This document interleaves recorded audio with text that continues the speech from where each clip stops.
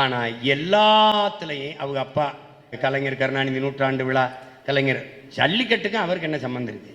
மதுரையில் ஒரு 100 கோடிக்கு கட்டி நூலகத்துக்கு பூரா அவர் பேர் தான், இதெல்லாம் அவர் பேர். அங்கே நம்ம பாட்டையும் ஒருத்தருக்கான் பாண்டித்துறை தேவர் வள்ளல், அவன் பேரை வைக்கலாம். அவன் தான் 4ஆம் தமிழ்ச்சங்க வச்சு தமிழ் வளர்த்தான், அவனை வைக்கலை. அங்கே நம்ம தாத்தா மூக்கையத்தவர் பேரை வைக்கலாம், அதை வைக்கலை. எல்லாமே எங்கா பார்த்தாலும் இன்னும் கழிப்பிடம் குடிப்பிடம் ரெண்டுக்கும் வைக்கலை, அது ரெண்டுக்கும் தான் வைக்கலை. எல்லா இடத்துலையும் பேர். இப்போ 540 கோடிக்கு மகாபலிபுரத்தில் இங்கே ஆசிரியருக்கு சம்பளம் கொடுக்க காசு இல்லை, அங்கே கலை மன்றம் கட்டிக்கிட்டு இருக்காப்ல. யாரு? நம்ம ஐயா தான், அவங்க அப்பா பேர்ல தான். அப்ப அது என்ன பண்ணணும்னா, நம்ம வந்த உடனே கடற்கரை எங்களுக்கு கடற்கரை தான், எவருக்கும் கல்லறை இல்லை.